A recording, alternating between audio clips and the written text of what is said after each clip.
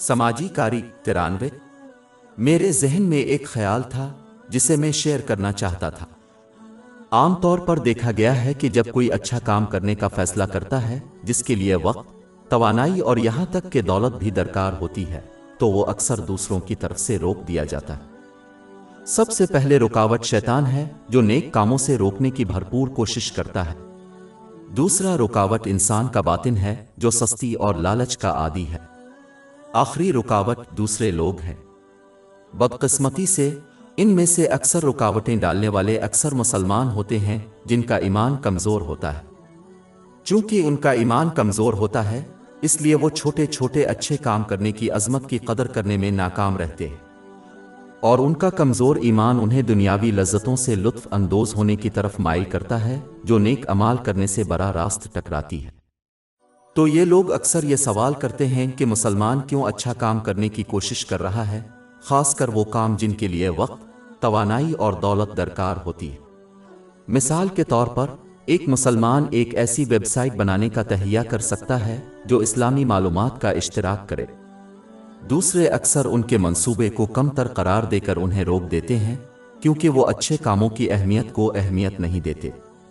جو لوگ صدقہ دینے کا عزم رکھتے ہیں وہ کمزور ایمان رکھنے والے دوسرے لوگوں کی طرف سے ترک کر دیں گے۔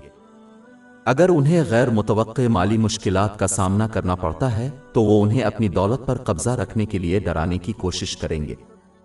اس کی مثالیں لامتناہی ہیں کہ کس طرح لوگ، خاص طور پر کمزور ایمان والے مسلمان، دوسروں کو اچھے کام کرنے سے روکتے ہیں جو وہ کرنا چاہتے ہیں کو کم تر کر دیتے ہیں۔ اس طرح کے معاملات میں ایک مسلمان جو کچھ اچھا کرنا چاہتا ہے اسے چننا چاہیے کہ وہ کس سے مشورہ لے۔ جس طرح ایک بیمار شخص صرف ڈاکٹر سے مشورہ کرتا ہے، جب کسی کو گاڑی کی پریشانی ہو تو وہ صرف میکینک سے مشورہ کرتا ہے، ایک مسلمان کو صرف مضبوط ایمان والوں سے مشورہ کرنا چاہیے۔ یہ وہی ہے جو قرآن پاک کی تعلیمات اور نبی کریم صلی اللہ علیہ وسلم کی روایات کو سیکھتا اور اس پر عمل کرتا ہے۔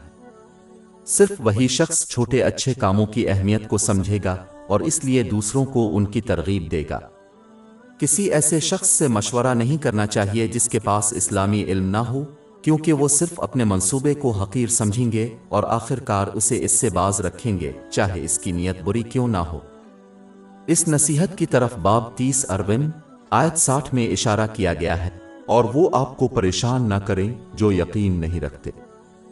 ہماری ویب سائٹ www.sheikhpod.com پر 400 سے زیادہ مفت e books, audio books, infographics, podcast اور بلاگ دستیاب ہے۔